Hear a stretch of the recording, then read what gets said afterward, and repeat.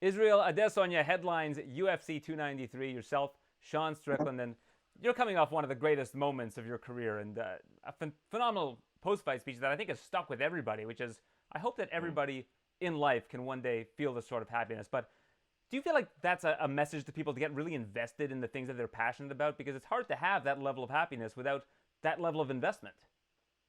Yeah, definitely. All I remember was just when I visualized it, and I was in the zone when I was before the fight. I remember just like visualizing the end, and I was just like, I'm so happy. I just want everyone to feel this happiness. This is when I was in the shower. I was just like joking. I hold the mic, and gracefully he let me. And I just expressed that, but also just that people shouldn't fear losses. Like I lost in New York, and people were quite taken aback at how not okay with the loss I was, but how I dealt with it. But because, bro, life gonna life, man. And I've had bigger losses in my life, so I just want people to like embrace everything in life: the good, the bad, the ugly, the beautiful, everything. So were you able to better tap into that moment because you had kind of already experienced it a couple times in advance through visualization? No, yeah, just life. I think just life. I've had bigger losses in life, so for me, it was just like when it happened in New York, I was just like, well, whatever. But then I was able to tap into it because visualization and just dedication. The work I put in for that fight is different. I had to go dark for that fight. Not as dark this fight, but I still had to go into that energy because this is violence. We're not playing patty cake. This guy's trying to hurt me, so to hurt him back, I got to tap into that dark energy a little bit.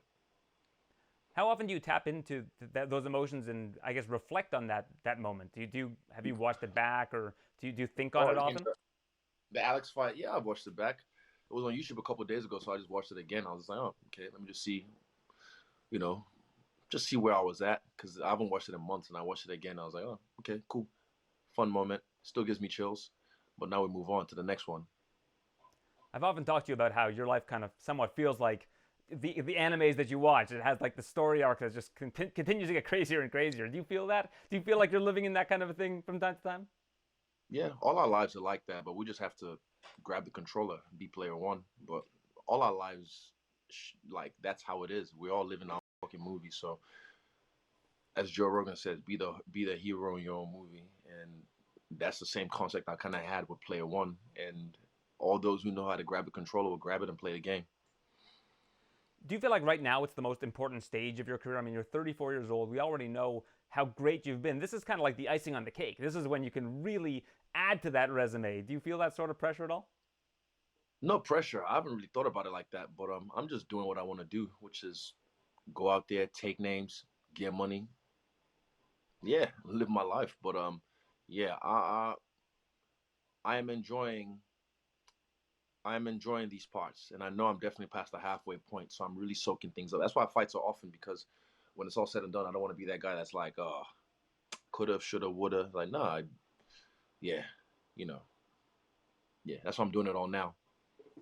You know, as humans, we have wants and we have needs. Are there a list of things that you need to do before the end of your career and then a list of things that you want to do before the end of your Definitely career? take someone's breath away. I definitely want to just submit a couple people. Um, I've done the fight of the night. It's not for me. I like clean executions. I've had great performances. I've had shutouts, had a loss, had a comeback. Great comebacks. So yeah, I think showcase my grappling a little bit more and just yeah, take some limbs, take some breaths away. And what about those wants? Like, what's something that, if you end your career, whatever, it doesn't happen, that's fine. But what's something that you deeply want to happen during your career? That's a good question. What do I want to happen? I mean, I haven't thought about that. What do I want in my career? Submission. I definitely want a submission. It might be this fight. I know he's gonna wrestle. He'd be dumb not to. So I know he's gonna try and mix it up. He's doing this whole thing, man dance, man dance. He's gonna crotch sniff. That's what he's gonna do. Everybody gave him that advice before the Pereira fight, and that didn't happen. Do you think that's why you believe he's gonna, not make that same mistake again?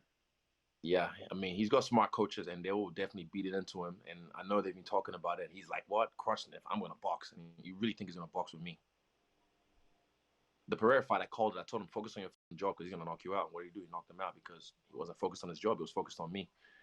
But yeah, he's gonna crotch sniff. But I get down too, so it's whatever. Like Strickland, he's great at what he's great at. He's very good at pressuring fighters. We've seen what he's been able to do. A lot of people know what he's going to do, and they're still not able to stop it. But you're somebody who's great at dissecting fighters in advance. If you're looking at, out of 10, the difficulty for finding the recipe to beating Sean Strickland, what is that number out of 10? Difficulty? Nah, I don't think it's that difficult. But again, this is where you don't underestimate someone. And also, you don't overestimate someone. I don't think it's that difficult. I'm not going to put him on a pedestal like he's God. I never did that with even Pereira. And after he beat me 3 times, I was just like, I can beat this guy. I know I can beat this guy. I don't fear no man. So this guy is not on that level. And I know I can beat him. He's not that difficult. But I just have to be worried about me. That's the thing. I cannot make any mistakes in this fight at all. So when you look at it stylistically, I mean, with Pereira, you kind of knew what you were going to get also. Looking at the different styles of your previous opponents, which was like the hardest recipe to come up with, where you're like, this is a bit of a tricky puzzle to solve? That was the Pereira one, just because of the history. But I knew I could beat him. I knew in my heart I could beat him. So that was just like almost me challenging myself. Like, nah, no matter what, I will beat this guy no matter what. And yeah, I thought that was more a mental hurdle to overcome for me. Yeah. It's more solving your own puzzle rather than solving the puzzle that is Alex Pereira, right? I mean, that's kind of what it comes down to. Kind of, yeah, a little bit, kind of, but also solving my own puzzle. Yes, you're right. I've heard you mention a possibility manager in the past. What exactly is that? Like people would call her a therapist or a psychologist, but she used to live that life and have the office and all that, but now she just travels in a caravan and helps people and hangs out with her grandkids in different parts of New Zealand. And she just comes in and helps you manage your possibilities by asking you the right questions to guide you into you finding out what you need to know about yourself and getting tools to be able to deal with, for me personally, this life, because I got thrust into this. I've been ready for it. But again, there's always the variables you're not expecting. So I had to realize I should get help with this because I'm not afraid to ask for help. Do you take particular enjoyment in beating specific opponents, like where after a certain win, it's a lot more gratifying than others? Yes, and this is going to be one of them. Why is this one in particular going to be more gratifying? He just, I don't like idiots or bullies or people who try and think like he knows I'm gonna f him up, but he's still just trying to pretend like he's this big dog, and I'm like, all right, bet. Like he doesn't have to like respect me or come in and bow down, nothing like that. But some of the things he's saying, and he's also questioning my character. I'm like, bitch, you don't know me. I don't know him. I can't call him a human being, even from what I've seen online. I'm sure with his people, he's a lovely person, but he's questioning my character and my morals. That's like, okay, I'm taking that personally. A lot of people have asked you about the press conference, and whether you're concerned about that. I mean, Sean's trash talk is pretty, it's pretty rudimentary for what it's worth. He's very vocal, but it's not exactly the most cutting stuff.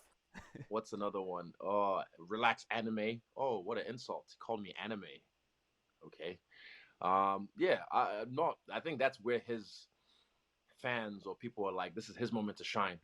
But last time, again, you only have one chance to make a first impression on someone, or to try and, even if you want to intimidate someone, you have one chance. If you miss that first interaction, you don't do it. The next time you try and do it, it doesn't hit at all, or even the same. So, again, you saw the clip, smacked him on the ass backstage. He goes, don't do me like you did that boy Costa. And then we get on stage, and he's giving this different energy. So I had to look back like, this was not the guy just smacked in the ass. Like, where's this energy? He's like, man, I'll come down there right now and fight you. I'm like, we were just backstage. I was behind you. Where's this energy? And then we got backstage again. He just walked away from me. So, and then again, last time I saw him in Vegas, I smacked him in the dick. And, like, he doesn't intimidate me at all. So, yeah, anything he can say, but it'll be used against him in that octagon. Has anyone ever talked trash that got to you, that actually, upset you to a degree? Ooh, that's a good question.